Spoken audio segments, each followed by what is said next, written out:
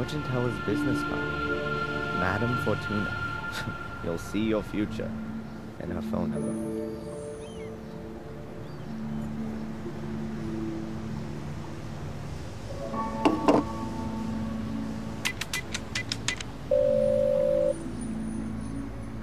Hello? Welcome to Madame Fortuna's. Yeah, hi. My name's Adrian. Stop. Speak no more, Adrian. I know why you're calling. Oh, really? You want to find out about your future. Yes. Adrian, you've come to the right place. I will read your cards for today. Pick a card. Over the phone. Say stop. Stop. I've drawn the tower. And I've put the pawn on A3.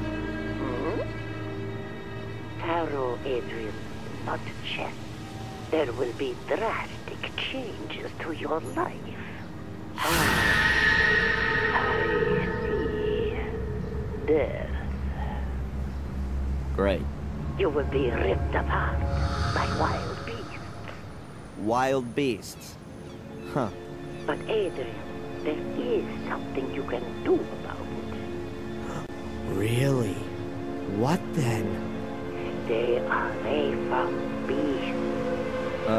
Yeah. Thanks.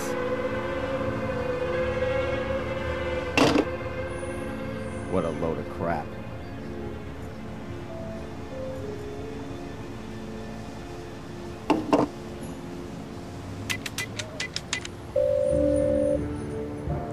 Mr. Jones from the law firm Jones & Partners. Hello, Mr. Jones. Darren Michaels here. I was told you wanted to speak to me? Ah, Mr. Michaels, yes. The investigations are stagnating, rather. As long as there's no evidence for the allegations brought against you, you can't be charged. So that's good. On the other hand, your fellow countrymen want to step into the ring, too.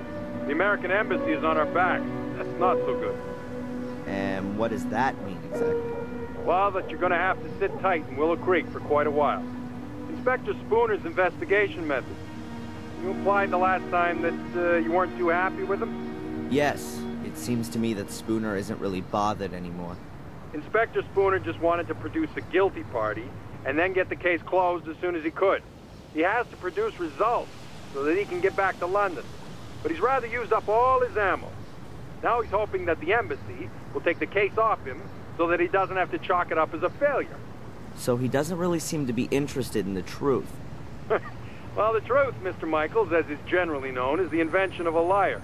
But the fact you've got bail is a good sign. And that someone's been found to pay for it is even better. Perhaps you should have a look yourself, now that you've been released, for some clues or slip-ups in the investigation. It would be best if you could get a copy of your files.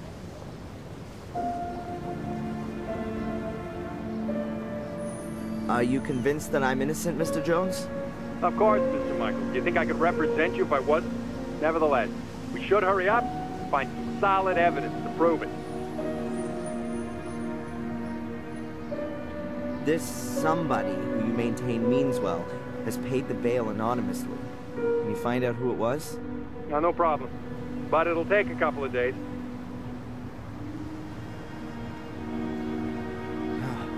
How long do I have to put up with this psychotherapy? You're gonna have to hang in there for a few more rounds at least. It's in your best interest. The last assessment was rejected. What good can it do? Forget about the authorities. You ever thought that you might actually need therapy? Do you think I'm crazy? Aren't we all? But seriously, Mr. Michael, try and do something about your mental condition. If you end up having to face a lawsuit in the States, your family's mental history isn't going to impress the jury one bit. So stop blocking shots and come out from behind your guard, man. You said I should have another look at my file. Is it really so easy to do that? Well, it depends on the inspector in charge. But if you flatter him a little, he might let you have a look. Otherwise, I could request a copy and send it on to you. That's gonna take too long. I'll try to get my hands on it myself. Mr. Jones, did you find out anything about my identity? police here don't seem to be putting any effort into it. Yes. Concerning your identity, Mr. Michaels, it's hard to prove anything at the moment. Find documents, birth certificates, that kind of thing. But don't forget to go to your therapy session.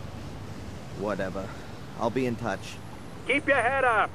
Attack is the best form of defense.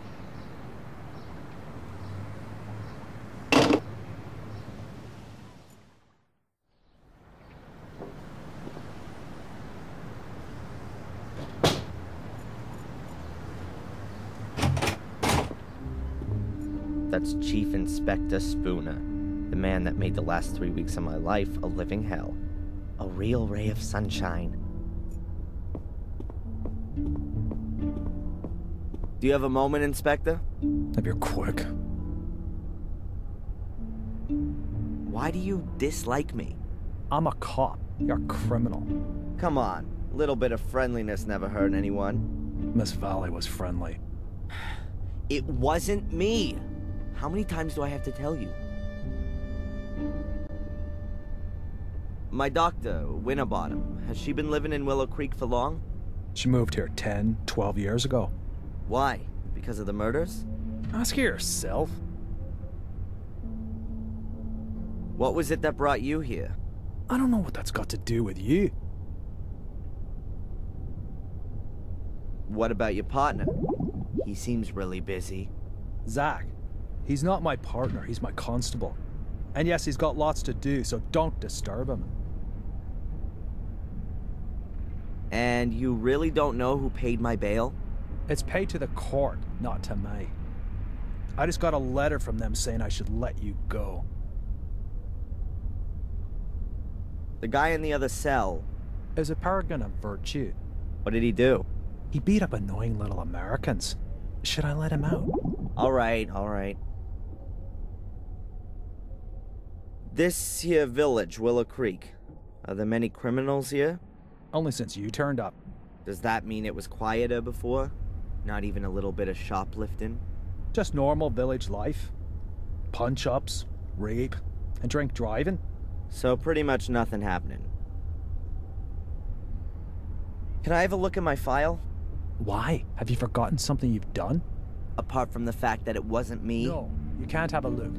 Could you make me a copy of it then? Of course not. That's a police file. Why should I want to set fire to the castle? Well, it could be because you were shipped off to America as a kid and had a miserable life there. Until you found out that you'd been taken for a ride your whole life. Then you came back to England to take revenge on your family. What a load of crap. So you finally admit it. It's all total bollocks. That's exactly why you have to see Dr. Winterbottom. And I'm gonna make sure that there are a lot more doctors taking care of you all day for the rest of your life. I can tell you why it was you. Because you're bloody mad. A nutter. You're obsessed with being a Gordon. A descendant of a murderous clan. It's some kind of justification for your irrational desire to burn and set fire to things. You pyromaniac. It was Lewis. Damn you. Oh yeah, the gardener. Then find him. He's disappeared without a trace since you've been here. Have you got him weighing on your conscience too?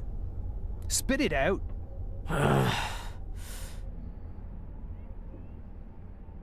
you found out anything about my ancestry? Yep, I've got a copy of Darren Michaels' birth certificate here. Born on the 27th of February 1970 in Boston, Massachusetts. And what about Adrian Gordon? He's still dead in the Gordon crypt. That's what it says in the death certificate signed by Dr. Heinz Herman.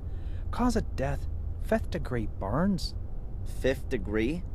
In other words, only his ashes are left. How convenient. That's all for now. I'm keeping my eye on you. Constable Zach seems okay. Plays by the letter of the law and all that. Can I disturb you for a minute? No?